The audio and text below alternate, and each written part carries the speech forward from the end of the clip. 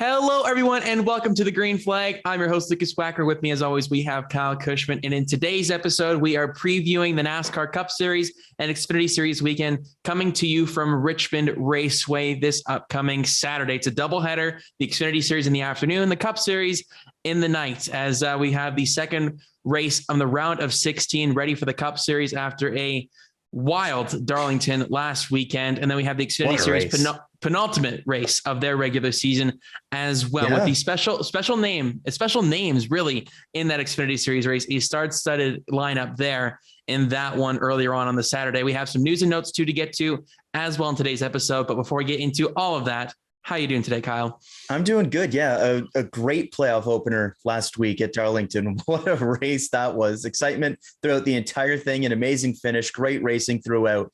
That's exactly the kind of racing that we want to see. So going to be tough to follow that up at Richmond, a track that typically doesn't have quite that same level, but we did have a nice battle for the lead going to the end of things earlier this season. Maybe we can get a little bit of the same, but a lot of big name drivers and big name seats in some difficulty after last weekend.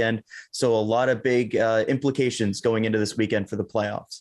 Yeah, if you miss Darlington, well, the playoff grid is going to look very jumbled up to you, as a lot of the big names coming in had issues. Chase Elliott, William Byron, Kyle Busch, Alex Bowman, to name a few that had a really rough start to their playoffs, and they're going to look to try and get back on track. And a lot of those guys have had success in the past, as soon as, or as recent as earlier this season in the day race there with Alex Bowman winning at Richmond. So a lot of these guys are coming here to try and get some points. I think they're going to be points racing quite a bit, but we'll preview that a little bit later on. But let's look at the news and notes before we get into all of that. But we lead it off with Kyle Busch was fined $50,000 by NASCAR after his unsafe and his ill regard for fans and spectators in the garage area after he wrecked out at Darlington after contact with Austin Dillon. They were running back in about the 10th to 15th range for a lot of that opening stage, didn't quite have the car they needed. He was obviously frustrated. The clip did very well for NASCAR on TSN. Unfortunate that it was Kyle Busch's clip that had to do that well, but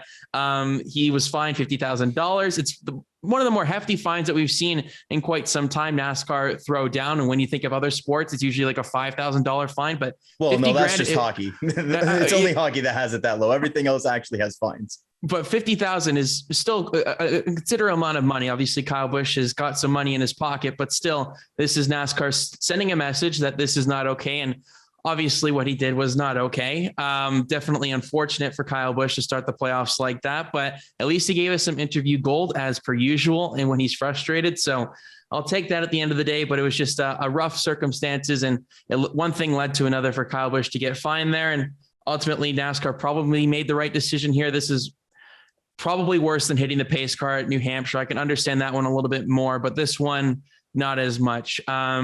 It's unfortunate how he started his playoff journey, but nonetheless, he'll look to get back on track here at Richmond. But your thoughts, Kyle, on $50,000 coming out of Kyle Busch's back pocket? Yeah, there's not really too much to say about this. It was the right decision. You just can't do it. And so from an optics perspective, in terms of kind of laying down the law and making sure that people know that this is unacceptable, we cannot have this happening. I think it's perfectly reasonable. I didn't think it was anything that was worthy of a points penalty or anything like that. That would have been very, very harsh. But I think given what happened and the actions that took place there, a $50,000 fine, just a simple monetary thing, kind of have that kind of set. If anything does happen in the future, you can ramp up the penalty, but kind of lay down the law here, make sure drivers know that we understand that you can be frustrated, you can be angry about things, but you cannot put other people in danger. And that's exactly what happened there. So completely agree with the decision from NASCAR there. I did think he was a little bit lucky earlier in the year to not get any kind of penalty for the pace car incident. I figured that would have been some kind of lesser fine. Got away with that one, didn't get away with this one. If we're being honest, is probably a combination of the two. The first one, we're like, okay, here's a warning. Second one, here's the fine. So I would probably guess that it's a combination of the two that resulted in this fine at the end of the day, but the right decision, not having any kind of points penalty and just a monetary fine. Sure. On that New Hampshire one, but Yeah, I don't want to spend any more time on it. Just wanted to address that off the top of the episode. But this is the next big one here. I really wanted to look at this because Adam Stern is starting to spill the beans a little bit on what the 2022 NASCAR Cup Series schedule may look like. And it is tentatively set to be released sometime next week. And obviously when that does happen, we will break it down here on this show. So make sure you come back and check that out once it is finally released. There's a lot of speculation on what could happen with the calendar, but some notes have been revealed or speculated at least as of right now. And the main one here, Gateway, we talked about this a couple of episodes ago, but Gateway is going to be on the Cup Series calendar, replacing one Pocono race. And that is joy to my ears. I'm sure some of you may think that way if you're from Pennsylvania and you're in the Poconos, maybe not so because you're losing a race. But for Gateway to take a place of a Pocono race, that the viewership for that Saturday race wasn't quite where they needed it to be, despite it being an incredible final corner there with Larson blowing a tire and Alex Bowman taking the victory. Didn't quite have the viewership numbers that they were looking for in terms of making that doubleheader a long-term solution for Pocono when they had already, before the doubleheader kind of experiment here, 2 dates that were relatively close together in the late May, early June, and then sometime in late July. So it was just really condensed there to go to 2 Pocono races. And I think they're making the right decision here. They've gotten rid of one Michigan race, and now they're getting rid of a Pocono one. I'm starting to get on board with the way NASCAR is treating the schedule here. As well as COTA will remain on the Cup Series calendar next season. And then finally, it's looking like the Clash at Daytona is no more. It's the Clash at the Coliseum. And it's going to be, it seems, at the LA Memorial Coliseum to start off the season about 2 weeks prior, it seems, to the Daytona 500 weekend. And it's going to be a short track, very short track racing, probably about 20 or so drivers taking part in that. And that's going to be interesting to see how that experiment worked. But we talked about that on the show recently about that rumor. And now it seems like it's very much at full speed ahead for next season. So those are the only ones that have been kind of rumored and basically confirmed out there as of right now. We'll see what happens come next week, but exciting stuff here, Kyle. What do you make of Gateway first off? And then we can kind of break down the other two as well. Yeah, for Gateway, this is a track that I've wanted on the schedule for a while. I really, really like just the characteristics of the track. It's a very unique track. A lot of people describe it as like a flatter Darlington, and I think that's a great way to put it because turns 1 and 2 are a lot tighter than 3 and 4. You drive it a lot differently. There's a lot of different lines that you could potentially use. It puts on great racing for IndyCar. We saw that a few weeks back, even though it was a bit of a chaotic wreck fest at the beginning of things. We saw an entertaining race for the Truck Series. A little bit interesting, just given like the power outage kind of situations that they've had. So I don't know if they would schedule it at night or during the day or whatnot, but you do have that option as well at Gateway to do it at night or during the day. But I like the fact that going into next year with these 5-speed transmissions, we're looking at a place like Gateway where shifting is something that you already do with the 4 speeds. And so I really like the idea of going to Gateway with these new cars and having the different strategies of different shifting, different lines, and a new racetrack. So I really, really like the idea of adding Gateway to the schedule. And in terms of replacing a date, there's really only 3 or 4 tracks on the schedule that I look at and I'm like, yes, this track needs 2 dates. I think that schedule diversity is a really, really big aspect that NASCAR needs to strive for. I think they have too many tracks that have 2 dates. And so striving towards having more unique ovals, especially because there's a lot of road courses that you could potentially go to, but not as many Cup Series quality ovals. And so getting one in Gateway and then losing a potential date in Pocono, I think is a good trade-off. Pocono, the doubleheader was great for the at-track experience, but we know, especially during the day, Saturdays are not great for TV ratings. We saw that again this year. And so it was going to be difficult to have that as a long-term prospect. It was great in the short term while they kind of finish out that contract, needing to have the 2 dates there. But I'm a big fan of that move to put Gateway in and take a Pocono date away, because I think Gateway is a great place to go to. You're getting that St. Louis market as well. It's a bit of a different market to have a race right there that you maybe didn't have in the Cup Series. And so I think it checks all the boxes in terms of a move that you would want to make for the Cup Series schedule. And of course, this year we got a lot of changes, but no new ovals if you don't include Bristol Dirt, which I don't. I think that's something completely different. And so great news that we're looking at adding a new oval to the schedule next year, because that's something I think that's desperately needed. It kind of reminds me of the Milwaukee Mile a little bit in the way it's configured in a way, just in terms of like the flatter corners and just like how it's designed in a way. I wouldn't say it's a 1-for-1 comparison per se, but I think that there's a little bit of parallels between the two. But I'm ecstatic for this move. I think Gateway will provide some great racing. We saw it when the Nationwide Series was back there. I'm calling it Nationwide Series for a reason. Back when it was then the Nationwide Series, remember the incredible battle between Keselowski and Carl Edwards coming to the line, and the iconic Mr. Keselowski moment with the interview afterwards, understandably so. And it was just a great racetrack. It provided some spectacular action. It had one of the most incredible fights we've seen in NASCAR history with John West Townley there. So, I mean, you can't go wrong with something like Gateway to bring to the Cup Series calendar here. And then hopefully this means that the Xfinity Series will also go there as well, because I think it would be a great 3-week or 3 series experiment. I'd be interested to know when they're thinking on timing of this, because the Truck Series one is a little bit later in August. So they're going to have to move some things around if they're trying to get all 3 series there at once. They may not do that, but we've seen that with like Texas in the past, where the Truck Series didn't go with them to that track, but then they do it a little bit later on in the June. So they could do something similar in that regard if they're going for a 1-for-1 kind of replacement with Pocono. But I'm ecstatic for this move. I think it's something you mentioned there. I'm a big fan of trying to get some new ovals in here. We've had the same cookie cutter stuff for a long time. Some of them have become better, I would say. I think Las Vegas has started to turn the corner a little bit in terms of their action, as well as I think Kansas. Despite it being very similar to a lot of mile and a half, it's actually a lot different in some cases as well. I think it has its place for 2 races. I would say when you look at the mile and a half that we do have 2 races with, I think it's one of the better ones that has that, at least for right now.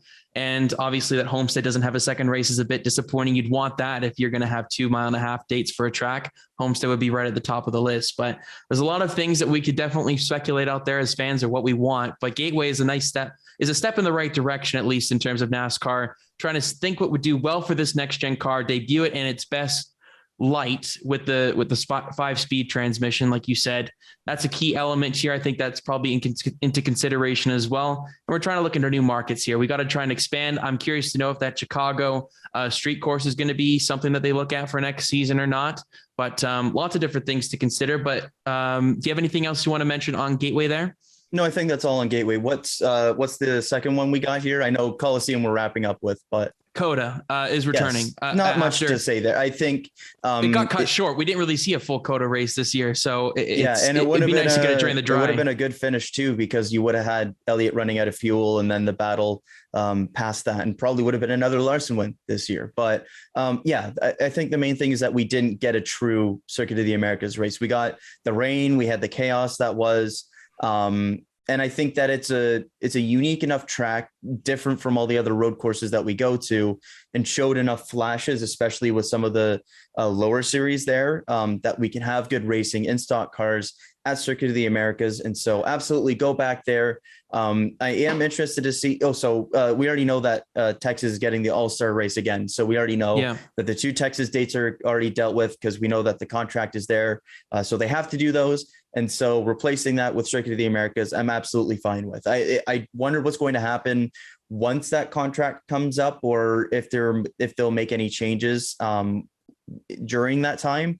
But for now, I'm perfectly fine having the All-Star race be Texas, because I don't really care about it, and then have Circuit of Americas on the schedule, because it's an F1 grade track. And so if we have those, I think we should be going to them in NASCAR. Yeah, I think I would love to see a dry race there, because I think Tyrrell will be absolutely horrendous for these guys. We saw it in the wet. They were just chewing through the wet weather tires, it seemed. And, that's obviously different. Yeah, like the truck race was awesome. The truck race was great. The battles between like Todd Gilliland, Kaz Gralla, Tyler Ankrum, like there was a bunch of guys in the conversation there. It was a really, really fun race. Xfinity, a little bit less so, but you had a lot of cup ringers in there and a lot of different stuff. So I think overall it was a weekend that we didn't get to see the full potential. And so go back there again with the new cars, see what we got, and then kind of reevaluate after that. Yeah, I want to see one dry race on the full circuit. And when it was announced last year, I was pretty much in the side of, I think maybe they should look at the shorter version of the track. I want to see a full version in the dry, because we didn't get that this season for the Cup Series. And then I can kind of make my mind up and see if that's a little bit too long, or if something may need to be adjusted. I'll hold back my stance on that for at least another season. I don't really care about track length, but at the same time, I think, it's just a good opportunity to try COTA again. And it's definitely deserving of it. It just didn't get a fair shot this first time around. And that was really unfortunate for all the fans that went out there. They saw a shortened race. They could barely see anything in the clouds of rain too. I mean, it was just pretty nuts that unsafe conditions, obviously. And that's why they call the race short. So last one, LA Memorial Coliseum. This is pretty exciting. This is a real life Cars movie race that we're essentially going to get. I know the Cars movie one is meant to try and emulate the Auto Club Speedway, but this is still in that same realm in the LA area. I'm a big fan of this move to try and get us out west a little bit more because there's some pretty good stuff out west. So I'm excited to see what happens here with this LA Coliseum. I don't know how much of a wreck fest it's going to be. We don't know if they would put the next gen car out there. I think a lot of the teams have basically said, I don't want to put it out there because it is a wreck fest and they're just going to damage something that just put a whole bunch of money into trying to build. So it would make sense that maybe this is like the last hurrah of the current gen car, or they do something different. Who knows? But your thoughts, Kyle, on the possibility or the very likelihood of the NASCAR Cup Series taking on a very, very short track at the LA Memorial Coliseum?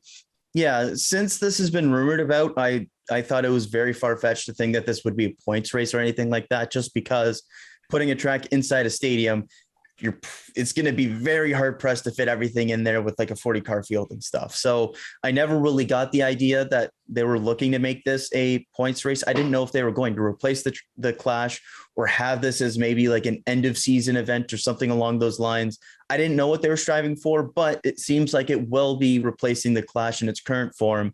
And I'm completely fine with that. The Clash in its current form had kind of lost its luster. Hell, we moved it to the road course this year, for example. It had become a wreck fest. It was sloppy. It was the beginning of the season. It was shorter fields. It was just kind of forced at this point. It didn't have that same luster that it did a couple of decades ago when it first came into effect. And it was I'd even say once the Budweiser shootout ended, I think when that name ended, it's just been kind of a mishmash of a whole bunch of different ideas and how to do it and everything like that. Yeah. Since then, I would argue at least, but carry on.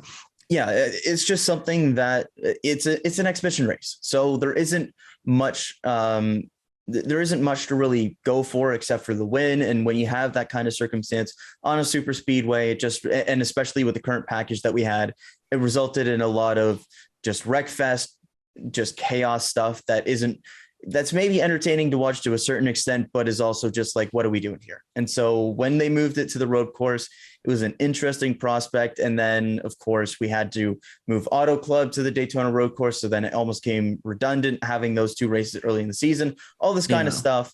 But the idea of having a short track, whether that be somewhere in the range of a quarter mile to a half mile, probably somewhere in between that, oval inside a stadium with like 18 to 24 cars, depending on what kind of rules they have for who qualifies and stuff like that, I think would be awesome, because you're getting kind of like the Bowman Gray kind of vibes with that, having the track inside the stadium, but you're doing it on a grander scale, which the Cup Series wants. You're going to a big market in Los Angeles, and you're doing it at a big stadium like LA Memorial Coliseum. And so I think it checks all the boxes of what NASCAR would want to do with the Busch Clash. And do it in a new place, a place that you wouldn't be able to do for a regular season or playoff race.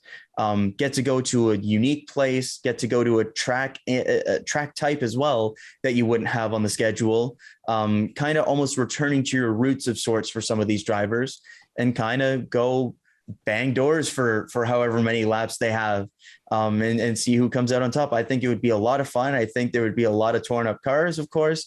I think it would be pretty chaotic, especially if we had a few yellow flags near the end of things. But I think overall, it's a great idea to try out, because it would be a different kind of track. It would be a different kind of spectacle having it inside a stadium.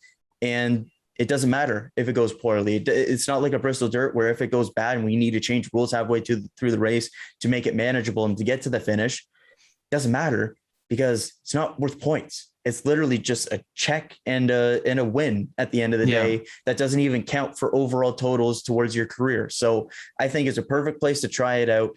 try to bring some interest back to the Busch Clash. And I really, really like the idea of trying this out in this format at the beginning of the season, because I really think it can help start off the season with a huge bang, get a lot of people interested in a different market that usually has had some trouble getting into NASCAR, and then bleed right into Daytona 500 week.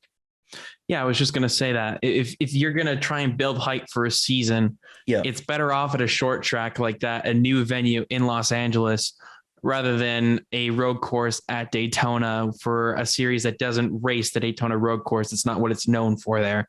So if you're going to build something like that for the season, it's not going to, it'll just become speed week instead of speed weeks there at Daytona then with qualifying and everything. I'm not too bothered by that whatsoever. I'd rather have this and see how it works than have the same old thing with, sorry to interrupt, but like to that point, you can still make it a speed weeks thing.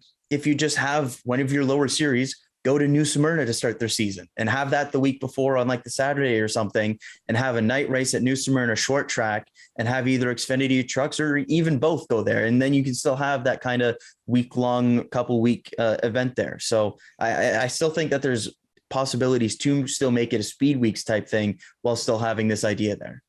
Yeah. I didn't even consider that, but it's there's a lot of opportunity in the United States with tracks and stuff that we just haven't delved into enough. And obviously a lot of them aren't Cup Series eligible in terms of facilities and holding enough fans and everything like that. But holding this at the LA Coliseum here to start the season is going to be a huge marketing opportunity for the sport to go to Los Angeles, and then you fly to Florida for the start of the season. It's going to be a one big bang to really kick off a new era in the sport. Obviously, they're going to want to try because it'll be with the old gen cars. No, I understand that, but just to finish off the old and come in with the new, they can create a little bit of hype around it, make sure that it's not so lost in the shuffle from like early November finale. And then you kind of bring everybody back to life. Hey, this is the end of this old era.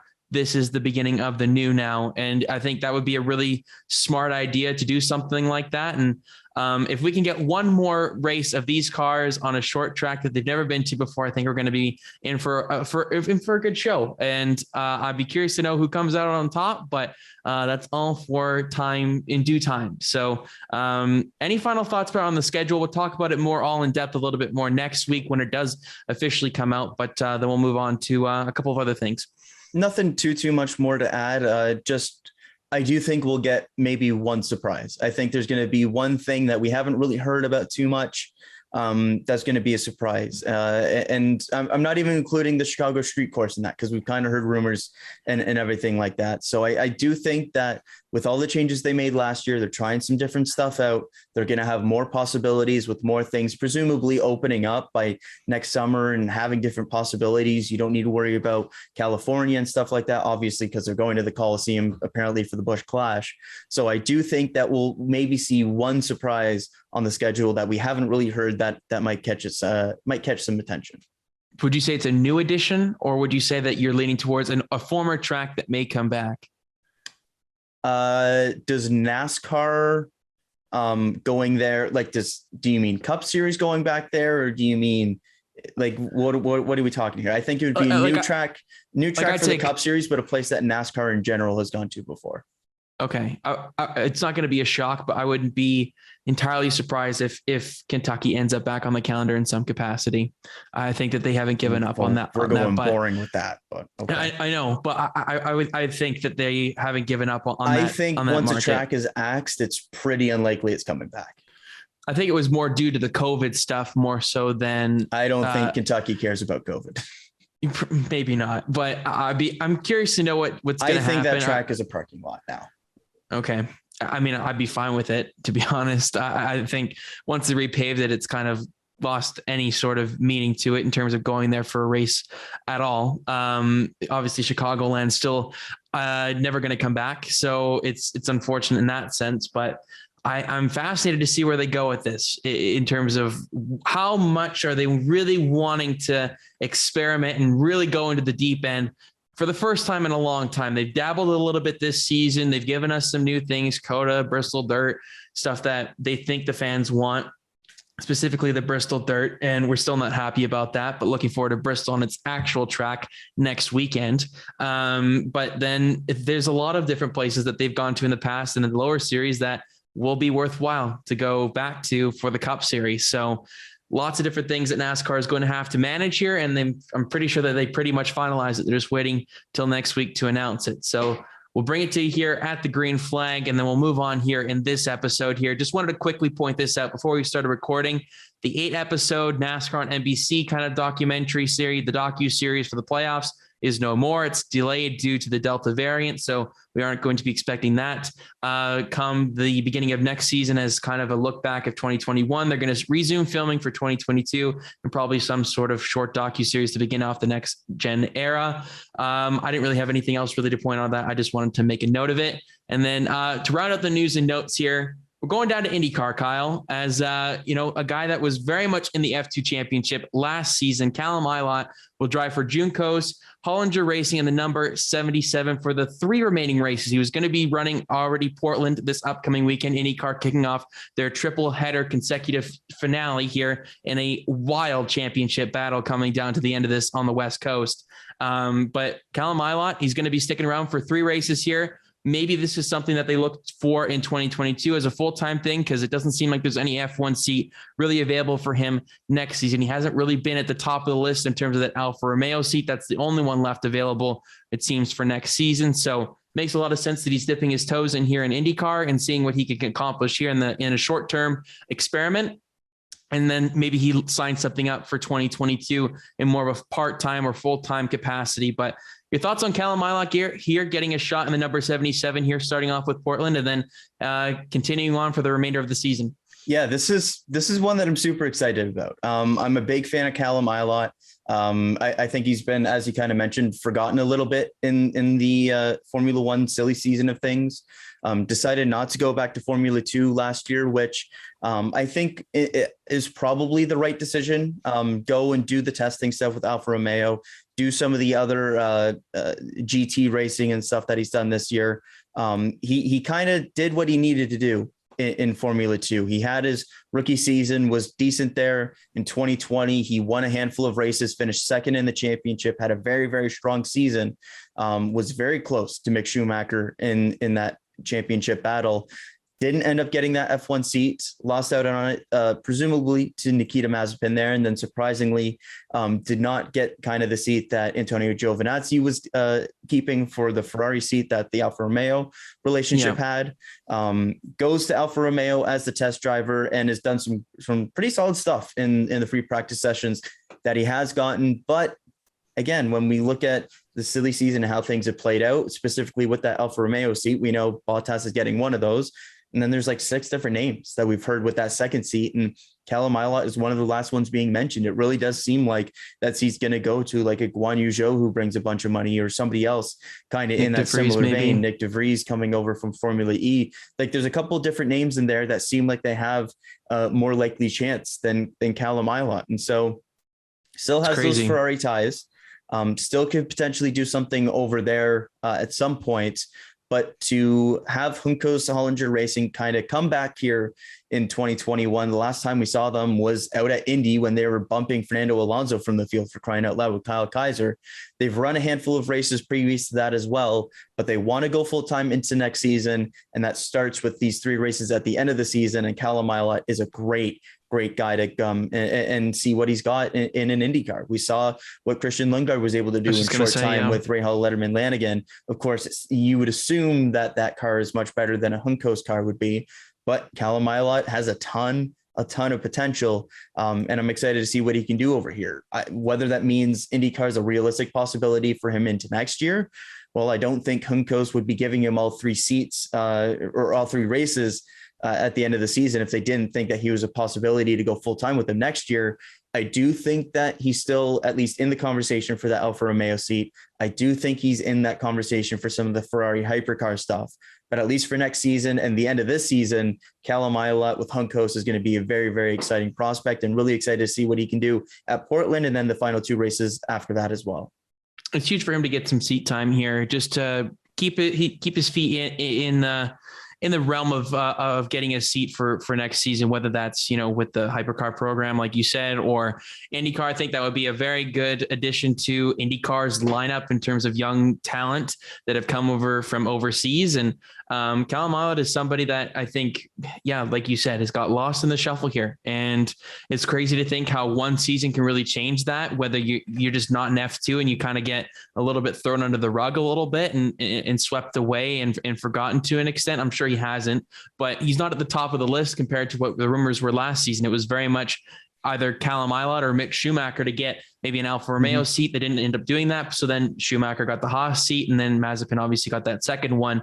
And then that Mick Schumacher rumor of maybe going to that second Alfa Romeo seat next season has kind of been shut down as well. He's going to be staying at Haas, and then they're just looking to fill that one Alfa Romeo seat. That's the last one on the F1 grid for next season that is currently vacant. So lots of different things to consider for Alfa Romeo, but for Callum Ilott, this is a smart decision to keep your options open, see if something works here overseas, see what you can do.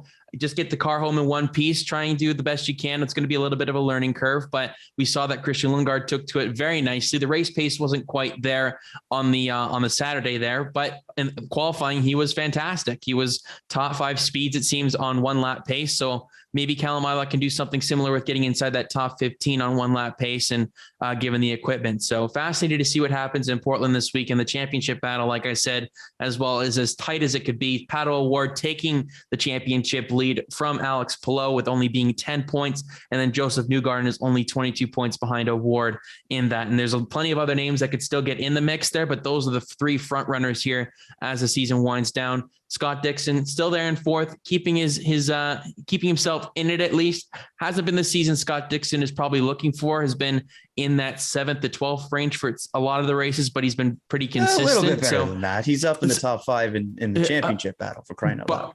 I understand that, but a lot of these guys have had issues, but they've been running a little bit more consistently at the front, whether they've had an incident here that's drugged them down the field, a poor qualifying effort. I think Scott Dixon has kind of been in that little bit of a pod. The guy's got 7 top 5s this year. I understand that. Maybe I'm a little bit off in terms of my number that I said, but at the same time, it's not championship winning Scott Dixon in 2020. So it's a lot of different young guys coming to the front here. Alex Palou has come out of nowhere this season in terms of putting his name in the championship battle and leading it for a lot of the season. Just two poor races here consecutively have set him back in his title bid. So fascinating stuff here at Portland. We'll keep up to date with IndyCar. We don't really do a dedicated episode on this channel for it, but we will definitely keep you updated on everything that happens from here on out for the remainder of the season, because it's only 3 more weeks left before 2021 is over for IndyCar. So your thoughts going into this weekend, though, Kyle? We'll just quickly talk about that before we get into the fantasy preview. Portland, a great racetrack, a great facility out there on the West Coast. The closest one that I have out in Vancouver, at least. But your thoughts going into Portland here, fascinating championship battles as it comes down to it. Yeah, a great championship battle coming up here. Very excited to see how things play out. I am a little bit nervous just because of how wide that entrance is to turn 1 and the chaos that we've seen the last couple of weeks. Kind of since Nashville, it's kind of turned into a little bit of NASCAR-isms a little bit. But the last time we were here in 2019, we had some really great finishers. You look at Will Power winning the race, but then Felix Rosenqvist in second, Colton Herta up in the top 5, Sebastian Bourdais with the top 10 there. So very interested to see who can come out on top and maybe who would be the championship favorites going into that weekend. There's been a lot of different names in the conversation the last couple of times that we've been to Portland in 2018 and 2019. And a lot of different guys that haven't been to Portland that are in this championship battle when you look at Alex Palou and Pato O'Ward. So very excited to see how things play out here this weekend, and excited just to have IndyCar back. Great championship battle. Honestly, is right up there with Formula One with how intensely and how much I'm paying attention to them, just given how great the racing has been and how tight that championship battle is. And very much looking forward to this weekend's race. Yeah, there's a lot of different things to keep your eye on this weekend. All 3 major series back in action here. The Italian Grand Prix, of course, for F1. We will have an F1 dedicated episode to get you around and caught up, at least in terms of the silly season stuff that's happened for next season, as well as what the championship's going to look like a little bit early next week, at least. So make sure you come back to the channel. If you're an F1 fan, we will have you covered for that. No preview this time around for the Italian Grand Prix, but we will have you caught up and up to date on everything that's happening in the sport in just a little bit. But that'll do it for the news and notes for today's episode. Fantasy. Once again, Kyle, Richmond for the second time this season. It's nice to have two races here back to back to start the playoffs. We have a little bit of notes to go off of. Darlington last weekend, saying that though, we kind of were a little bit all over the place and for some bad luck for some of our guys. Chase Elliott, William Byron, and Kyle Busch, the three guys that we had in our lineups combined, at least, had rough days at the end of it. William Byron, of course, with the flat tire, along with his teammate Chase Elliott, and then Kyle Busch with his incident that we talked about earlier on. But we still finished with 232 and 222 points. So I would say that's a pretty darn solid day. But bonus points, we really compensated at least for some of the poor things that happened earlier on in the race for some of our guys. And thanks to the bonus picks, you did end up winning week one of the playoffs. So that means that you could clinch the regular, at least tie, or is it clinch? Is it clinch regular? I've clinched a tie already. So in the weekly head-to-head, you cannot pass me. The closest you can get is 18-18. If I win one more race the rest of the season, I officially clinched the head-to-head championship. The overall is still very much up in the air. It's only a 94-point gap for myself, so still very much in question there. That's nuts. That is insane that it's that close. Is it though? 94 points over season. We basically have five of the same. So not usually. Most often we have four of the five drivers in the lineup the same. So there's not a lot of variance there. And then the bonus picks are usually where it comes into question. And so a lot of the losses that you've had are within 15-ish points. And then the losses that I've had have been kind of bigger stuff when I've had things go very, very wrong. So because of that, though, I've had the overall in terms of the head-to-head winning that 18-9 right now. One more win locks it up for me. But the overall 49-49 to 48-55. So that one is very much in question. But I got both wins at Darlington there. A little bit better in the playoffs, 232 versus in the regular season when I had 229. Much better for you, though. You had 183 in the regular season versus 222 in the playoffs. So at least you're improving. Thanks, Kyle. Appreciate it. Yeah, it's just not been my year. I've kind of given up on the obviously head to head. We'll see what I can do maybe overall, but going to be a tough sledding journey to try and get up there and get something out of this season. It's just not gone my way. So let's get into the fantasy preview here, Kyle. Richmond, the middle race in this round of 16. A lot of different guys in terms of who got off to a slow start. Like we started off the episode talking about their Alex Bowman, William Byron, Chase Elliott, Kyle Busch, all had issues there earlier on and late on in the race that prevented them from getting even a good points day. They had terrible points days by their standards, what we expected from all four of those guys going into Darlington. Michael McDowell still only minus 20 despite his early crash. So he's still in it. It's not in a must-win situation for Michael McDowell, but it's a tough situation for him to be in. But three guys underneath that cutoff line right now, I would have never thought would be there after race one. And here they are. And they're going to need a big bounce back weekend at Richmond here. Try and keep their nose clean. And saying that, though, Richmond has been a track that we've seen recently, at least, that guys have been able to keep their nose clean, at least. It hasn't been the real short track, rough and tough kind of bumping and banging that we're a little bit accustomed to previously in Richmond's history. It's kind of doled out long runs, lots of limited opportunity to pass. And it's fascinating to see what happens here under the lights compared to the spring race as well. So lots of different aspects to consider for your lineups this weekend. But let's get into the fantasy preview for Richmond. I lead us off here because there is no truck series this weekend. So we'll go a little bit differently in terms of the order. But to lead off my lineup, it's the guy that started the playoffs off a winner, Denny Hamlin is in my lineup, the home track for him, the Virginia native. Over the last 6 races here at Richmond, he's got an average finish of 6.83, 4 top fives, 258 laps led. He starts on the front row in second spot, and he's been the fastest car on the 750 horsepower package this season. And just a quick reminder, all 3 tracks in this opening round are on the 750 package. So if you're looking towards Denny Hamlin to get some results, it could happen here a little bit earlier on in the playoffs at all 3 of these tracks in 2021. But Denny Hamlin, no brainer for me to pick off where he left off here after finally breaking through for that first win of the season at Darlington. Maybe he can go back to back here at Richmond, but Denny Hamlin leads me off with my lineup for Richmond.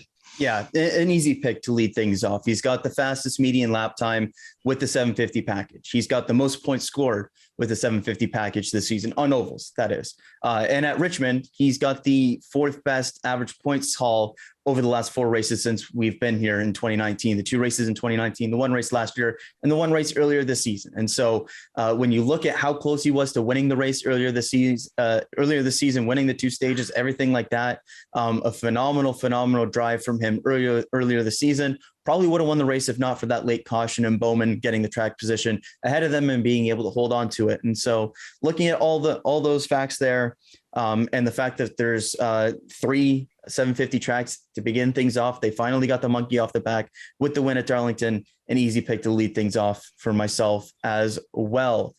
Second for me, we'll stay in the JGR stable, and we're going to Martin Truex Jr. for this next one. Another guy that, especially earlier this season, looked very, very good with the 750 package. Wasn't as dominant at Richmond as he was some of the other 750 tracks that we've been to the previous couple times in Phoenix and Martinsville. But Richmond has been a great track for him, especially under the lights earlier this season. Remember, was the day race. And so they had a fast car at Richmond earlier this season. We're going here again. The one thing that would maybe be a concern is that they had the dominant car at Darlington earlier this season and didn't have that same car or at least the same speed last week. But don't forget, a lot of mistakes. I was just about to say, don't forget that he was hard charging at the end. And, he would have won. He would have won last week if he didn't have that speeding penalty. I won't go as far to say as he would have won because passing is still difficult. But he won the race off pit road. He would have won. Oh, so there you go. Well, I don't know. He was the fastest car on the track at the end of the race. I'm telling you. I don't know. Saying that he's going to win is a bit difficult to say because Hamlin still had a very fast car. Larson was still there. I'm not prepared to say that he would have won, but at the very least, he would have been in the conversation more so than he was at the end of the race. But regardless, fast car, fast driver, good track for him. An easy second pick for myself. He's just been leagues ahead of everybody else at Richmond over these last 4 races to the point where his average points haul over the last 4 races here at 53.3 is almost 9 points clear of second place. So great track for him. Great car this season. I would expect them to be better under the lights as well, just given the history we've seen with Truex. So big fan of Truex this weekend. He's my number 2 entry. Yeah, for me too. I'm a huge fan of the 19 car this weekend. It seems like he's really unstoppable here of late at Richmond, apart from the spring race here. Over the last 6 races. He's unbeatable here, except for the last time we were here. Yeah, well, it's different circumstances. Like you said, different conditions that they're going to have to deal with here. But the last 6 races here, an average finish of 4.33, 2 victories, 5 top 5s, a whopping 686 laps led. He starts 3rd. I'm expecting the 19 car to absolutely hammer the stage point game here and put themselves in a no concern territory here for Bristol next week. And as long as they do what they do at Richmond, they should be fine. And I'm expecting a pretty big weekend here from the 19 car after just falling short of probably a decent shot at a victory then at Darlington last weekend. So the 19 car is absolutely in my lineup this weekend. 3rd entry. It's a guy who is very much in contention for the victory here in the spring. It's Joey Logano. He's leading at the caution. Yeah. Over the last 6 races here, he's got an average finish of 6.17, 4 top 5s, 238 laps led. He starts 6th on Saturday night. He's just been really solid on the 750 package this season. Darlington, he said, prior to that race, if he was going to look at one of these tracks in the first round here of the 750 tracks, that was the one they scared the most. And guess what? They ended up getting a very solid finish at the end of it as well. So if that's the one that was going to scare them the most, I know there's a lot of playoff guys that had issues earlier on that maybe could have been in that mix later on in that race that maybe would have shuffled Logano back given their speed. But nonetheless, the race is the race and the results are the results. Joey Logano is definitely one to watch this weekend here at Richmond. If he's going to break through for that second victory of the season, this might be a very high likelihood of it happening here on the short track in Richmond, Virginia. So Joey Logano is absolutely the 3rd guy in my lineup. Yeah, Logano's got to be in the conversation this weekend for the win. Big opportunity for Penske here, specifically with that 22 team, because the other 2 teams haven't quite had that same 750 speed. Blaney more so because this track isn't really to his skill set. Keselowski, they just haven't had speed. But for Joey Logano here, was right there the entire race earlier this season, still finished third, would have probably finished second if not for the caution, led 49 laps, and was making it very difficult for Denny Hamlin to try and pass him there at the end. Good Richmond results over his career as well. I mentioned that Truex has the best average points haul over the last 4 races at Richmond since 2019. Joey Logano is number 2 there with 44.8. Logano absolutely going to be in the conversation for the win. Second fastest this season in the 750 oval median lap time. He's going to be there for the conversation for the win. I've got him in my lineup as well. I think this is where it starts to get a little bit more interesting depending on what you want to do with usages. I feel like those 3 are pretty easy bets when you look at Hamlin and being number 1 in 750 speed and probably should have won the season. A lot of the same applies to Logano and Truex just being as good at Richmond as he's been. I think it starts to open up a little bit more here. But for my number 4 entry, I'm going to the guy that caused the caution in the spring at the end of the race in Kevin Harvick. Was running 6th at the time of that caution.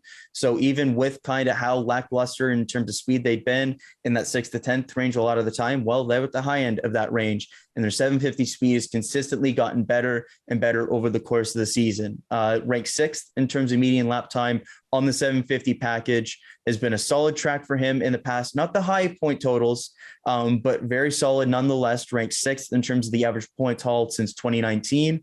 And when I look at his results this season with this package, the only time that he's finished outside the top 10 was Richmond, when he wrecked out at the end and would have been a top 10 otherwise. And so the fact that this entire season on 750 ovals that Kevin Harvick would have finished in the top 10 in all of them, if not for that late wreck at Richmond, very, very impressive totals. I'm expecting him to be in the conversation, at least for a high-end top 10, somewhere in that 4th to kind of 6th range. I expect Harvick to land this weekend. He's in my lineup.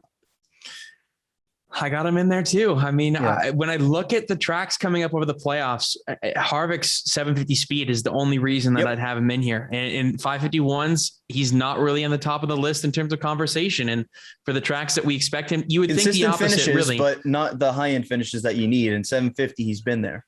Yeah, exactly. And last weekend at Darlington, showed speed at the beginning of the race, dipped off a little bit in that middle part, but then started to climb his way back up into that top 5 at the end of the race, despite them having a couple of issues there with the loose wheel, I believe it was, and he had to get off cycle. It all worked out for him in the end with the caution and everything like that. So Kevin Harvick, 4 usages left, used them last weekend, as did Kyle. So over the past 6 races here, he's got an average finish of 8.17. And just remember that is with a 20th plus place finish here in the spring as well. So that average would be much higher if he finished where he was running the entire day there.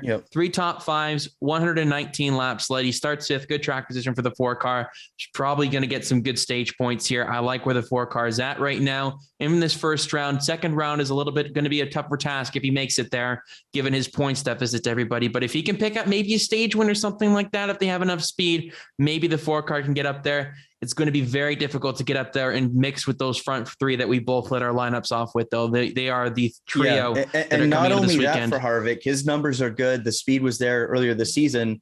Don't forget how bad Eric Almirola was all season long, except for 750 tracks. He was running 5th at the time of the caution, ended up finishing 6th, just outside the top 5. But there were not many lead lap cars there. There were not many lead lap cars, and he was one of them. At the time of the caution, I think it was like De Benedetto that was the guy getting lapped up until the low end of the top 10, and Almirola wasn't even close to that conversation up there in the top 5. So potentially a sneaky play this weekend if you wanted to go with maybe a more conservative usage, but the Stewart-Haas cars and specifically Harvick, and to a lesser extent, but still looking at him, Almirola as well. Interested to see where they kind of rank out in terms of speed this weekend. We'll get to Eric Almirola in just a little bit. Okay. Just you wait. But I go here again, my 5th selection. Pick number 5. Getting pretty tight here. Yeah, and I'm not letting the opportunity slide away where you can take him and then I can't take him if we have very much similar lineups with the exact same lineup. I'm taking Kyle Busch here with number 5. Yep. I was on the fence with this one. I got to be honest. I was thinking about leaving him to the 6th pick, but if you took him, then I couldn't take him if we had the same other guy here that we have in our lineups. But I need him to have a bounce back week, man. And I think he does. When the pressure's up against the 18 car, they usually do end up getting a very solid result. And Richmond is one of his better ones. 750 tracks have had some very bad luck for the 18 car this season. I don't think we've had a real recognition of what their speed is looking like in some respects. At the bigger tracks, Darlington finished third there in the spring race, then was really off in this most recent one last weekend. So it's difficult to really judge what the 18 car is at. Look good for the 6 laps he ran at New Hampshire, at least off a pole before wrecking out. So maybe there's something there. But the big thing for me here is best 750 package, really race, in my opinion, this season was this season here at Richmond, was in that winning conversation there late in the going, was running third, has the commitment line violation coming to pit road, sets himself back. He ends up still getting a top 10 finish at the end of it. Not where that finish should have been for Kyle Busch. That number isn't quite where it should be a top 5 for sure. And that gives me a bit of hope that the 18 car is going to be decent this weekend. He starts 15th, despite having a good average finish here of the last 6 races of 4.33, 2 victories, 3 top 5s. It's one of his better tracks. I still think it's a little bit blown up out of proportion, the numbers that he has here in terms of the race victories, because those happen a little bit earlier on in his career in the early 2010s. It hasn't been as much as of late in terms of the race victories. It's more gone to the Penske stable of Brad Keselowski, Joey Logano, and then Martin Truex Jr. as well. Those guys have really taken this track by the horns and taking control of it. So I don't think it's going to be a race victory for Kyle Busch this weekend, but I think a top 7 finish is definitely on the cards. And when I look at the tracks coming up, I was thinking maybe I should leave a new usage for Phoenix, but he needs to get to Phoenix for me to be even thinking about using that. I got to think Kyle Busch is definitely a play here earlier on. I want to try and win a week here. Maybe this is a week and the 18 car shows up with the 750 package. I'm hopeful that he can get a good point stay because he needs that below the cutoff line right now. And we'll see what happens at Richmond, but Kyle Busch is my 5th guy. Well, you need a win for starters. You need to win. Otherwise I lock up the head-to-head championship. I've given up, man. Don't even. What's the point? Kyle Busch is a fascinating one. Going into the playoffs, when I kind of looked at the overall schedule, Richmond was one of kind of those flex options I was kind of looking at for Kyle Busch. Potentially could use him if things go a certain way, but with it being so early on, I wasn't originally anticipating to use him, but I am this weekend because I didn't end up using him at Darlington and had that usage freed up. The 750 speed has been all right this season, ranks 8th in the Cup Series. So definitely not that same kind of 550 speed that they've had. But as you mentioned, they had the commitment line violation at Richmond, would have had a better finish there. I do agree that I think his Richmond numbers are a little bit overstated. He had the 2 wins in 2018, but since 2017, just the 3 top 5 finishes, not kind of indicative of the overall career numbers that he has to the same extent. Not great points hauls the last couple of times he's been here, but again, like you mentioned, some of that is due to some other circumstances other than the raw speed. He started the back a lot at this track. He's had, whether that's poor qualifying or some sort of tech inspection, he's never usually in that stage point conversation. And that made it be the case here once again with the 15th starting spot, but I'll let you carry on there. Sorry. 33 points earlier this season, 36 points last season. A big points haul when he finished second, I believe it was in 2019 with 54 points. That was Truex's spin and win. Yeah. And then the first race that season, though, just 39 points. So over the last 4 races since 2019, just the 1 point stay over 40 points. So that's a little bit concerning, but the high end potential in Kyle Busch is too much to overlook. And so when I look at the way that the rest of the playoffs kind of break down, there isn't a ton of those 550 tracks. I don't know if you maybe want to save Kyle Busch for the Phoenix race, because if he is in the championship fight, then he's capped at 40 max. So taking all that into account, I'm more than comfortable putting Kyle Busch in my lineup here and seeing how things break out. And so that means we're same through 5, if I'm not mistaken. Yeah. Which means there's a couple of big picks coming up here at the end. And for once, because of the way the schedule breaks down, no Truck Series, Xfinity and Cup are the only ones this weekend. So I'm in the unusual circumstance of being able to block you in, which is a little bit strange. Although I'm not certain who you would be going for in this circumstance. So there's not really any strategy to it. There was about 3 names that I was looking at realistically for this final pick. Alex Bowman won the race earlier this season, was running third at the time of the caution, but the career numbers maybe aren't there as much. The 750 speed isn't there as much, ranked 11th in median lap time this season. I think that's a little bit more fluke than it is real. So I'm not going to go with Alex Bowman for this one. Eric Almirola was running top 5. He had great speed, won at New Hampshire. You're going to take the guy. You're going to take him. I'm not going to go with Eric Almirola, though. The two names that it came down to me were between Christopher Bell, that JGR speed, the 750 speed, the great run that he had earlier this season at Richmond, where he was running up and 4th at the time of the caution, still finished with a top 5. And William Byron with a decent top 10, but the 3rd fastest car on 750 ovals this season. I am going to go with the high end potential of William Byron for this final pick here. Okay. I'm not going to go with Christopher Bell. The only reason because I feel like I'd be leaning too heavily into the top 5 guys that happened earlier this season. And we know that it isn't going to be a carbon copy of the top 5s over. I feel like the speed that William Byron has in that car, ranking 3rd in the Cup Series, has a lot of potential this weekend. It's been a track that he struggled at until this season. Similar was the case with Phoenix. Had a good top 10 at Phoenix earlier this year, had a good top 10 at Richmond. I feel like those two results especially will lead to him having another strong day this weekend. I've got William Byron as my final pick here with that big potential in the 750 speed. Damn it. Who are you looking at?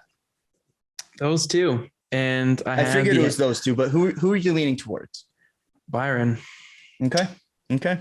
Because I didn't end up using him last week. I garaged him. So if I hadn't garaged him last week, I would have been at 4 usages. I'm like, I'm a little bit more nervous. But now I'm in a very, very tricky situation. And sorry, just to recap for myself here, now that you mentioned it there, Denny Hamlin used him last week. Martin Truex Jr. used him last week. Kevin Harvick used him last week. So still fresh, 5 usages for Logano, Kyle Busch, and William Byron for myself. Yeah. Damn.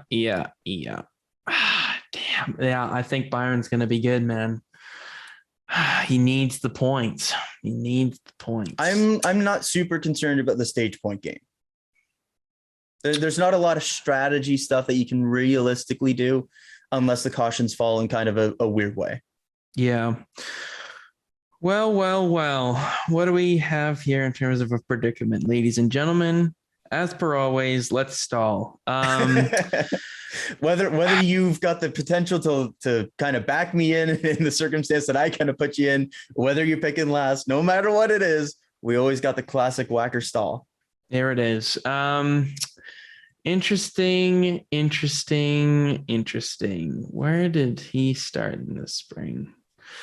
Damn it. Okay. Yeah. I'm gonna go. It's just too much for me to. No, I'm going to stick to my guns. I'm sticking to my guns. I'm going to go with Christopher Bell. I'm going to stick with him. I was close to putting Alex Bowman in here because you left him open, but only reason I say that though, is because he started 24th in the spring, right? So then he got some stage points in there as well. So he had a car. No, they had a great car. Yeah. He had a fast enough car to get up there in the mix. And we haven't really seen it on the 750 tracks per se from Bowman this season, really apart from here and then Dover earlier this season. It was those two tracks that really started you pinpointed, and you're like, basically those two all season. The only two 750 ovals where Bowman scored over 30 points this season was the win at Dover and the win at Richmond. And they were pretty damn solid in both of those races. Yeah. So like if they bring the same thing kind of back here again, maybe we're looking at something different, but I'm going to go with I think the higher end potential here, Christopher Bell. This is a JGR track. Adam Stevens knows how to set up a car around here. Christopher Bell is very, very good here in the Xfinity Series days and in the Cup Series. I'm not a big fan of going for all 4 cars from the same organization in a race weekend, but if I'm going to do it, I think JGR is a very good play. I didn't even realize that you did that. Yeah. Wow. I don't usually do that. You know how I am about that. I usually just stick to 2 or 3. I usually don't go 4. If it's going to come down to between Byron and somebody, I'm going to place Christopher Bell up there because this is one of the better tracks he had earlier on in the season. And then they picked up their summer mojo, and they had a pretty good running at Darlington too, apart from a couple of issues. So I like the speed that they showed last week, and they were up in that mix at times. If they can stay with the racetrack, with the adjustments that they need to, and stay ahead of the changes that's going to happen eventually over the course of 400 laps. I like the route of the 20 car.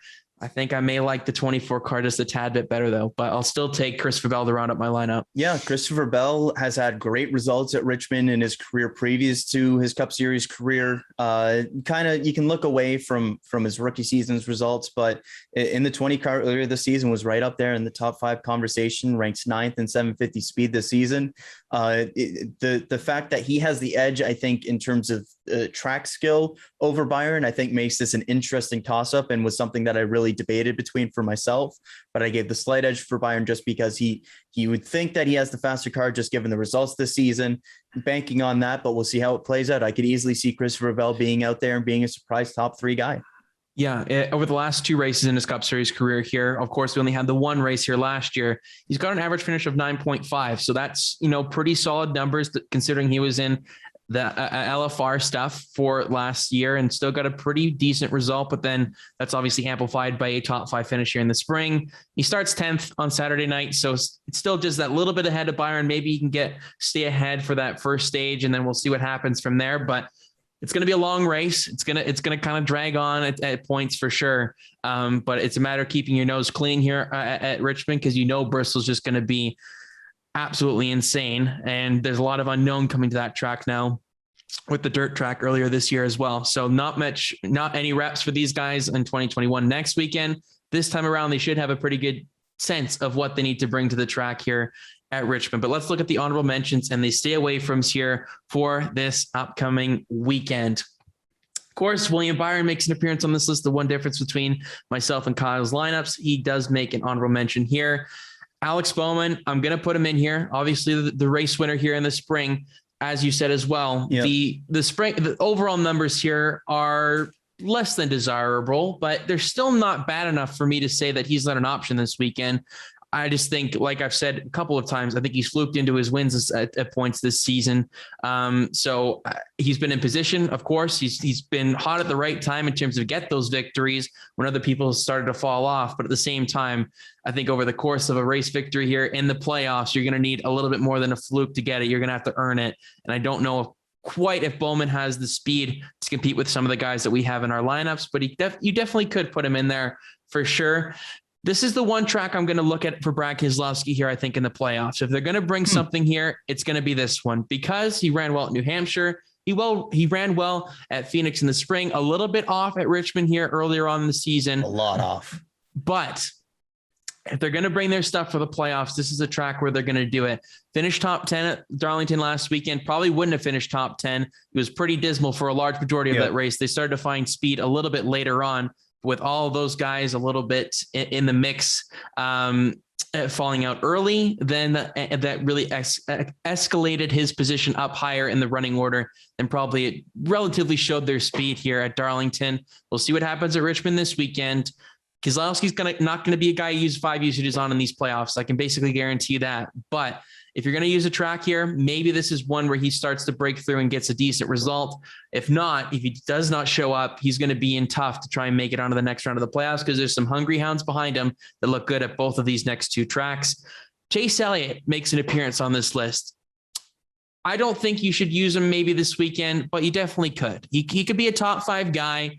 He's an interesting one. He's just in that middle ground in terms of 750 speed and 550 speed. They're not quite the best at either of them, where you can lean one way. I think there's some better tracks, specifically Bristol probably next week. You look at with the 750 package, you feel a little bit more confident with Chase Elliott's abilities. Yeah. But Richmond, he doesn't have bad numbers here over the last 6 races, an average finish of 8.5. So that's still a top 10 average finish, obviously. Didn't quite have the speed in the spring to really say that you should lean towards the 9 car. So better be safe than sorry for both of us here to put him in our lineups. He's a valuable usage here over the course of the playoffs, but he could be someone you look at in your lineup this weekend.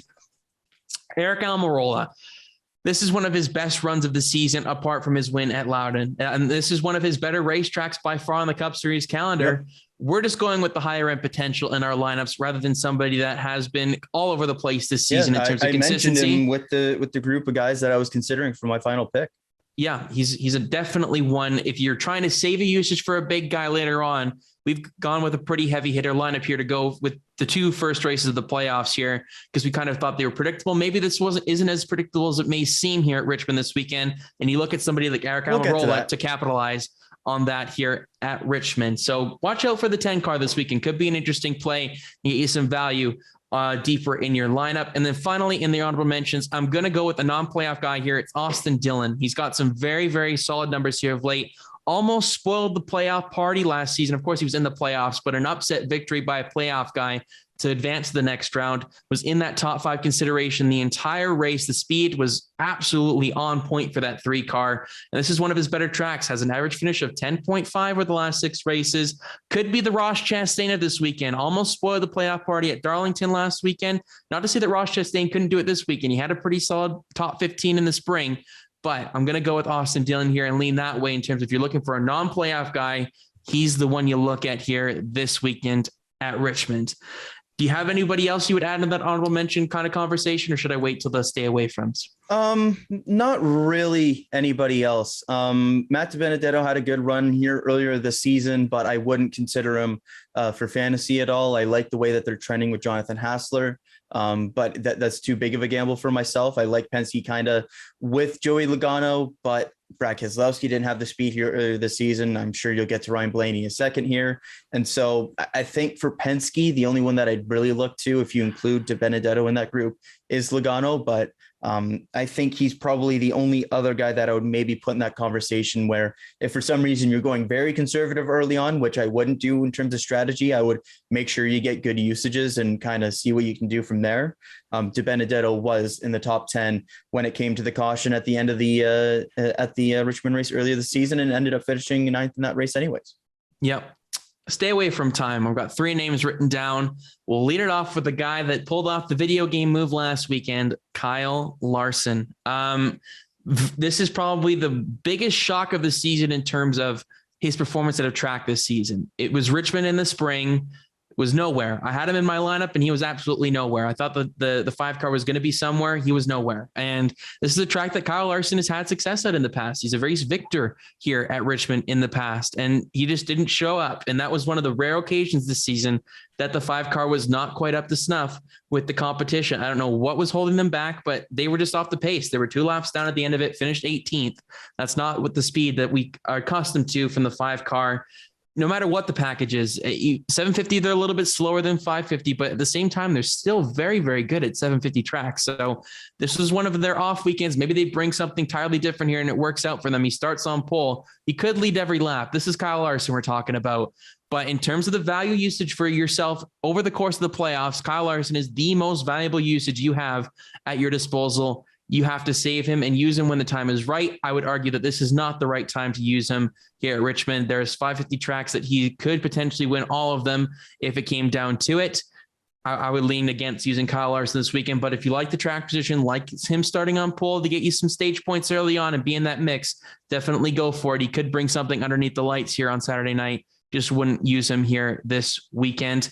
Ryan Blaney, this is right up there with Darlington apart as far as one of his worst tracks. And he finished 11th here in the spring on the lead lap, was one of the last guys on the lead lap, but this is not a place where you use Ryan Blaney either. And this, he had some issues obviously last weekend with the brakes and everything like that prevented him from getting a good finish, but wasn't entirely bad when he had track position at Darlington last weekend. Just when he fell back and had the penalty there, he just never really could quite regain that. And obviously then the brakes failed him. So Penske's brakes have been an issue this season. This is a heavy braking track. So I would lean against using Ryan Blaney here this weekend and save him for some tracks that he is excellent at. You look at Martinsville, you look at Texas, you look at maybe even the Charlotte Roval, Bristol next weekend. There's a lot of different things. Vegas. I mean, there's so many different tracks that Ryan Blaney could get you better results at than here at Richmond. And then finally, Tyler Reddick.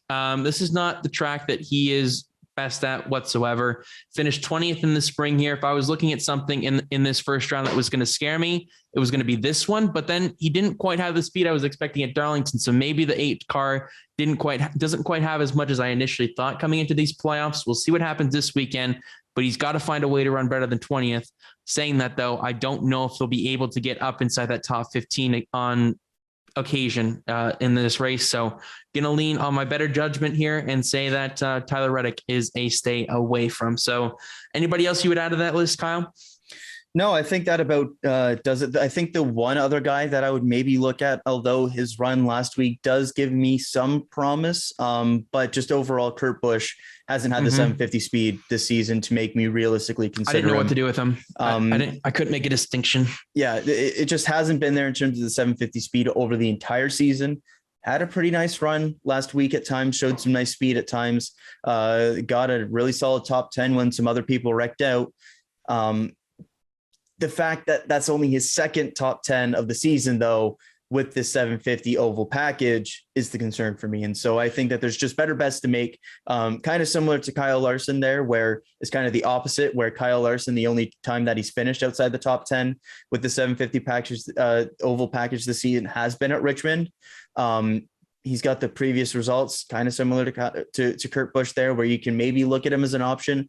I just don't think it's a worthwhile one. When for Kyle Larson, I don't think it's a worthwhile gamble when there's so many great potential tracks for him in the playoffs. I don't think it's worth the risk this weekend, even if he does have a great day. And then for Kurt Busch, I don't think it's worth the gamble on him when there's other gambles that are better to make.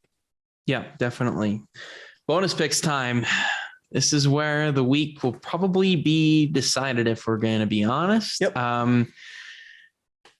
This is what scares me. And this is probably the most uncertain top Chevrolet category we've had in quite some time in terms of confidence going into a weekend.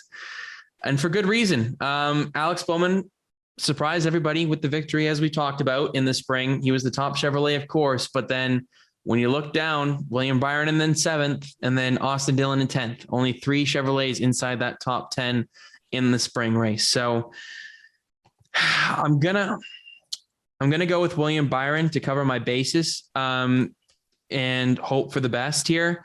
Kyle Larson could definitely go out here and do it. And I wouldn't be surprised if you do pick him. I just think that the 750 speed with the 24 car does scare me quite a bit. So the fact that you may have the opportunity to have him in your lineup, I would like to capitalize on some of those 5 points if he does have a good run. Going to have to come through the field a little bit, starting, I think, 14th, but I'd still go on the side of caution here and say that William Byron will do a very good and surprise some people here on Saturday night. Yeah, this is the most difficult category to pick for myself as well. Just because there isn't a clear-cut favorite. There isn't somebody from the Chevy stable that has the speed and the past results to make him an easy bet, which is kind of funny to say, given a Chevrolet won this race earlier this season. But looking at some of the stuff that I did over the past results, the top Chevrolet has been all over the place. I didn't check it for 2020, but earlier this season, it was obviously Bowman who won it. In 2019, it was Austin Dillon and Kyle Larson. And then I also looked back to 2017 because that was the last time that we had a day race and then a night race of the two for Richmond. And those two were Jamie McMurray. And then pick him this weekend. I don't even know. And then Larson was the other one. But for myself, I am going to take Kyle Larson for top Chevrolet here. I don't love it, but the high end potential is there and I'm willing to bet on it. It was the 750 race they missed on this season. Yeah. I'm willing to kind of push that one aside. He's won here in the past. He's finished second here in the past. It's all about getting the setup down. This is very much a setup dependent track. It's a very difficult track for the crew chiefs to get that car right for the driver. You want to be loose in, but not too loose off. And that's a very difficult thing to get at Richmond. For Kyle Larson, he's been a consistent top 10 threat since 2018, but not necessarily that same high-end threat that he was in 2016 and 2017. I'm willing to make that bet, having William Byron in my lineup being the only other guy that I'm really looking at for this one.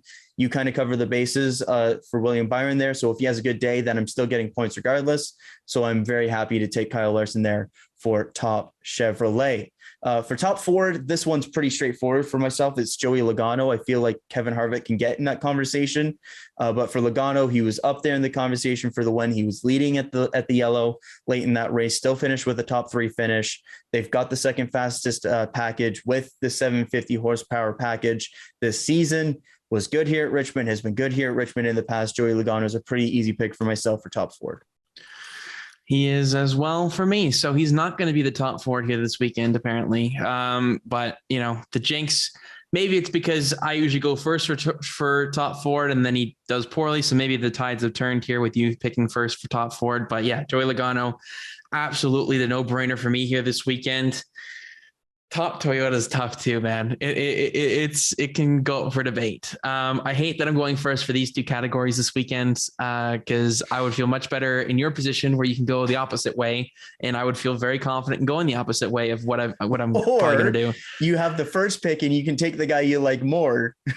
No, I'm going to take the guy I like more. I feel like you might be galaxy braining it a little bit. I'm just too. Can you blame paranoid. me? I mean, I'm paranoid after this season, man. Top Toyota, I'm going with Martin Truex Jr. Okay. I think he's just going to have the pace over the 11 car this weekend. I don't know. I think it's going to be very, very tight between himself and his GGR teammate there for the race victory. I'm nervous on that one because I would feel very good with going with Denny Hamlin here too, because he's got the best 750 speed, but I just think the execution of Martin Truex Jr. and after losing at Darlington last weekend, having been so close to the victory there, it's going to spur him on here to having a good run at Richmond. Love Truex this weekend. I love him. The night race at Richmond. They had the speed earlier this season. I feel like they'll bring it back. They would have been right there for the victory had they not had the penalty. But Denny Hamlin got the monkey off the pack, off of his back last weekend. And he's got the fastest car on the 750 package. He almost won here earlier this season. He's my top Toyota pick. Had it stayed green the rest of that race, had Harvick not wrecked, he probably ends up winning that race, probably ends up getting by Joey Logano. Instead, he gets beaten by Alex Bowman, still finishes second. Got that win finally last weekend. I like him this weekend. Damn it. I don't know what I'm doing anymore. Winning manufacturer. For what it's worth, if you took Hamlin, I was taking Truex. So, okay. If I hadn't taken a Byron for Chevrolet, would you have taken him or no? No, I was taking Larson all the way. Okay. Just curious, but winning manufacturer. What do you winning manufacturer?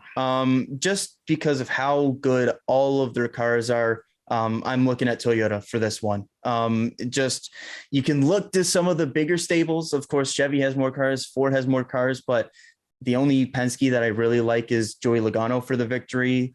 The only Stewart-Haas that I really like for the victory is Kevin Harvick potentially. And even then, I don't think it's necessarily for the victory.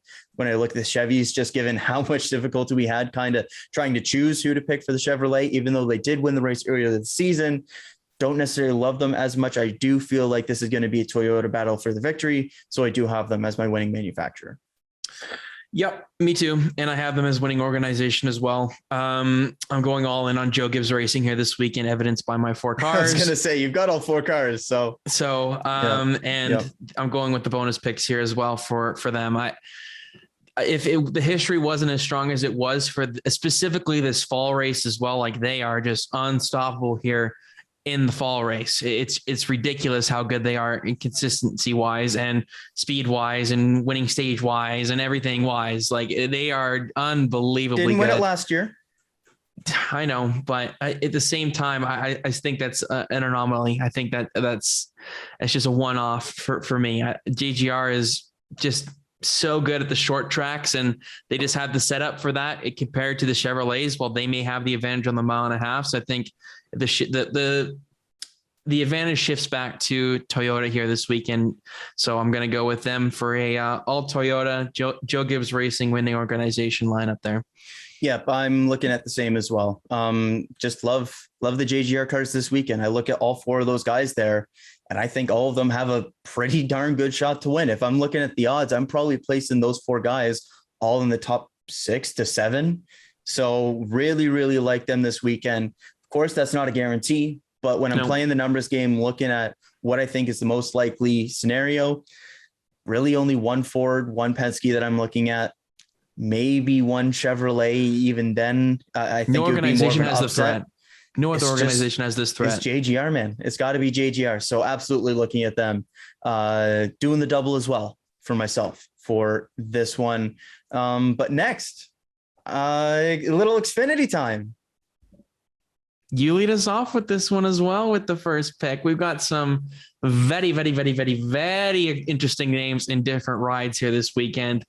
namely Dale Earnhardt Jr. making his one-off appearance here this weekend. Must watch in terms of that. Hopefully they're going to have him mic'd up and everything like that. Talk to him throughout the race. I'm sure they will. We might get usual SRX stuff with him. Geez, they might interview him in the race. I really hope they do. He's going to be starting all the way back in 30th, but watch out for the 8-car, man. He could win this race this weekend. But also, that being said, we have Sam Mayer in the 99 car, which is a Junior Motorsports built car. I believe Ty Gibbs. Yep, Ty Gibbs is in the 54. John Hunter Nemechek is running the race here this weekend as well in the 26 car for Sam Hunt Racing. So lots of different guys to keep your eye on. Josh Berry as well in the field here against his usual boss, but on this occasion, it's Jordan Anderson. He's in the 31 car this weekend. So, and then as well as Ty Dillon is in the 02 car this weekend for Brett Moffitt, who remains out with an illness. He will be back at Bristol after Ty Dillon filled in for him at Darlington. Wish Brett Moffitt a speedy recovery to come back here for Bristol next weekend for the regular season finale. But yeah, those are the big standout names, Kyle. But who are you looking at for winning the race on Sunday or Saturday afternoon? I have the first pick, which I feel like I have to take Dale Jr., but I'm not going to. Okay. I mean, my heart is telling me to, but my brain says no. Junior Motorsports won both races here last year with Justin Allgaier. Yep. I think it's a little bit of a stretch to say he's going to go and do it again. He could very easily go and do it. But when I look at the results, some interesting results there. And so I'm going to take a swing on Justin Haley to win this race this weekend. 2 very, very strong runs for him last season. At Richmond, finished second, leading 51 laps in one of the races to Justin Allgaier, and then finished 6th in the other one. Colleague in general was very strong that weekend with Ross Chastain as well. Jeb Burton also led a handful of laps in the number 8 Junior Motorsports car last year, so maybe he gets in the conversation with the colleague car that he's in this season, just given how good Chastain was last year. But I don't know. I'm leaning towards the colleague guys this weekend, and I'll take Justin Haley to get the win. Thank you for leaving me Dale Earnhardt Jr., buddy. I'm going to take him. I don't care if he doesn't win. I still want to take Junebug on his only race of the season. I mean, I can't go with brain over this weekend. There's no points on the line. There's no bragging rights. Whoever wins this weekend, I could care less if you get Justin Haley right, even though I will say that would be a pretty good shot if you do guess Justin Haley right. That's credit to you if that does happen. But Dale Earnhardt Jr., you may not win this weekend, but he's going to be up there in that conversation, I think, by the end of it. He always is at Richmond. This is one of his best tracks anywhere that he's been to in his career. So his last Xfinity Series win back in 2016. Yep. And hopefully with that very special 9/11 tribute paint scheme, he does very, very well this weekend. Of course, the race being run on the 20th anniversary of 9/11. So lots of emotion there for the Americans that down there this weekend and for the entire world. That was a life-changing moment. It's crazy to think it's been 20 years, but looking forward to seeing Dale Jr. back behind the wheel of his own car, the number 8. And hopefully he ends up in victory lane, because I would love to do a graphic on that if he does end up winning the race there on Saturday afternoon. Cup Series winner. I know who you're looking at for your 3 guys. It's no secret. Who are the 3 guys that I was looking at? Probably the 3 guys that we talked about earlier on in terms of the bonus picks a little bit. Martin Truex Jr., Denny Hamlin, and probably Joey Logano as your 3 race favorites coming into it, with Denny Hamlin, Martin Truex Jr. being the 2 that we talked about before the show. Logano could be that one that maybe spoils the party there as the 3rd. And I don't like leaving you either of them. So I'm going to take all 3 for the Cup Series. No, I wish I could. And I'd take somebody outside of those 3 and I'd still win somehow. No. I said yes to that last weekend when you made that joke. No, I think one of these 3 will probably win here this weekend. So if I took all 3, I'd feel pretty good, but I can't do that, obviously. Yeah, if I took 3 drivers, I'd feel pretty good too. Yeah. There is something about this playoffs that does bring out consistency in terms of repeat winners. And we saw this with the Truck Series with Sheldon Creed going to start the playoffs 2 for 2. Denny Hamlin looking to do that this weekend at his home track. Martin Truex Jr. could have done that if he won at Darlington last weekend and didn't have that speeding penalty later on that last pit stop. Damn it. I think the winner's going to come from Joe Gibbs Racing this weekend. You going to keep stalling, or you going to make a pick? I'm going to go with Martin Truex Jr. I'm going to stick with it. I'm going to leave you the 11 and I'm going to lose. But It's so hard to go back to back in the Cup Series. Probably Denny Hamlin does it this weekend to get his, it usually does go that way. We've seen this in the past with the playoffs with winning 2 races in a row to start off, or in this first round where 2 guys or 1 guy wins 2 consecutive races. It's not difficult in terms to do and looking back at history. Obviously it's more difficult to do when you look back at it in hindsight, but I think Martin Truex Jr. is hungry for a win. It's been since Darlington in the spring, since he's got his 3rd victory of the season, looking to add that 4th one. They're going to throw it at it here this weekend at Richmond. This is just a track he's been too good at recently. I'm going to say that they come back to life at nighttime and say that they get the job done here and get their 4th victory of the season. Thank you for leaving me, Mr. Denny Hamlin. To take some wise words that I just heard a few seconds ago, consistency in the playoffs. A certain Sheldon Creed won the first 2 races of their playoff run. I'm going to say it happens in the Cup Series as well. Denny Hamlin winning the first 2 races of the playoffs. A little bit of redemption for the Richmond race earlier this season where they probably should have won. If not for that late caution, probably would have got by Joey Logano in those last handful of laps. Ended up losing it to Alex Bowman there. If it went a handful of laps more, probably would have got the win there, even with the caution. But they're the fastest on the 750 package. He's been very good here at Richmond. They got the monkey off the back last week with the victory. I really like them to go out and kind of start to heat up here and get the win again this weekend. I do think it's going to be a head-to-head battle between him and Truex this weekend. Maybe sprinkle in a little bit of Joey Logano, maybe a surprise guy in there as well. But I do think that this is going to be a JGR-dominated race, going to come down to those 2. Truex is so good under the lights when you've got the cooler temperatures, the higher grip. They just seem to hit another level there. But I'm going to say Denny Hamlin goes up against them and gets the victory this weekend. Yeah, I don't like it.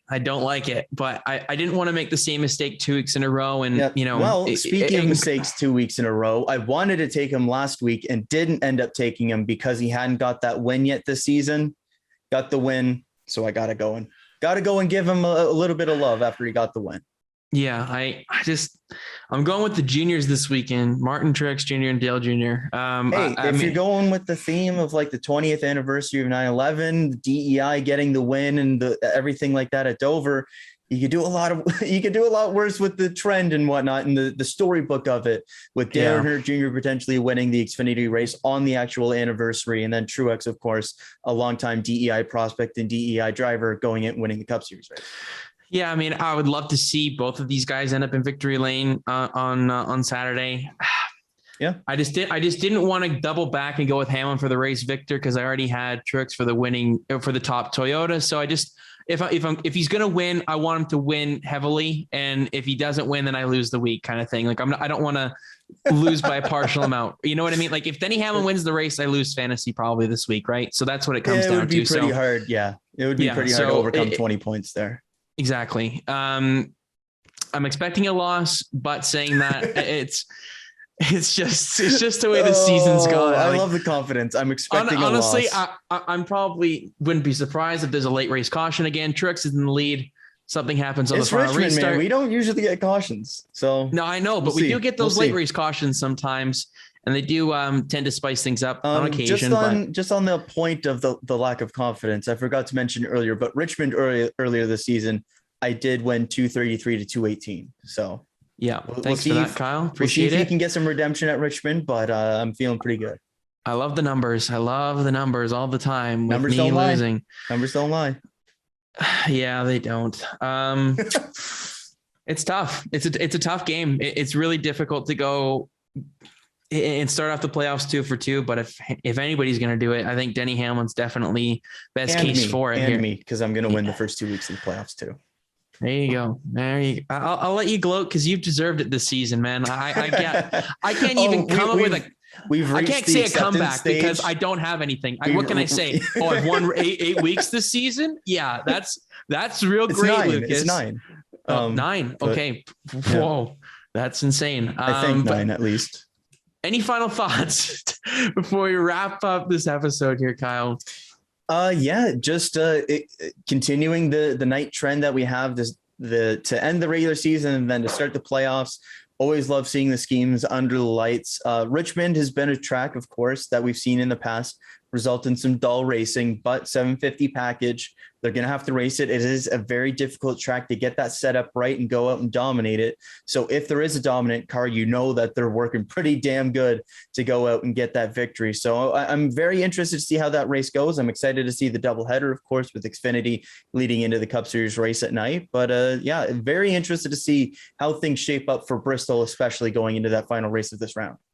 This is a crucial race weekend for some of these guys that are down near the cutoff line, because this is more of a surefire thing than Bristol. That's for sure. In terms of getting your points and everything. We saw it from William Byron last year. Exactly. So even though actually, no, we didn't see it. We heard about it. We didn't see the replay. But for this weekend, there are guys that are currently in a good situation that can really solidify themselves with just finishing the race. You look at a Brad Keselowski, they kind of just ran their own race, ran clean, ended up with a solid top 10. They're in a pretty solid position if they do much of the same this weekend. There are guys that if they go out, have a good car, but then wreck out. Him as well.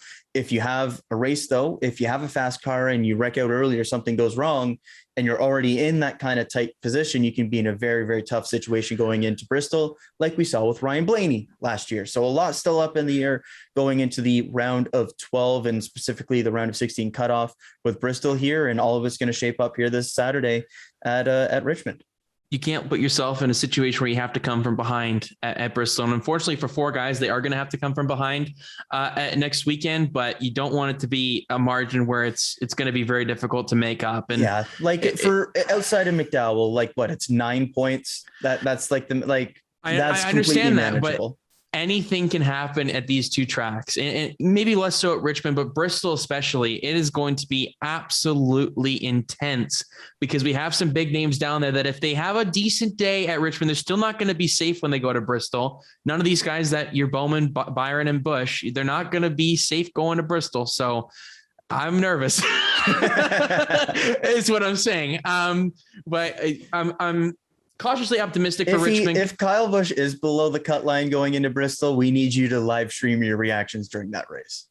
No, I couldn't do that to myself. I would pay good money to watch that.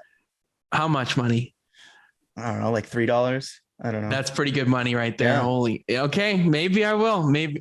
But hopefully that's not the case. And he just goes out there and has a solid day here this weekend. I would donate or whatever, like $5 on that stream. Okay. I would quite enjoy that. Okay, fair enough. We'll see what happens. At the end of the race, though, so you do it the entire time. You just tip the first 5 seconds and I'm gone. Yeah, and then you just end it. Yeah. But yeah, I'm excited. I'm nervous. I'm every emotion that could be under the sun right now coming into Richmond. But nonetheless, it's the second race of the playoffs. Going to be intense, going to be under the lights at Richmond Raceway. We're going to see who comes out on top in our fantasy battle and who ends up winning the race to punch their ticket most likely to that second round of the playoffs, or they've already punched their ticket to that second round of the playoffs. But make sure to follow us on Instagram at The Green Flag Pod, as well as Twitter at The Green Flag Pod. Subscribe to the YouTube channel, leave a like on this video.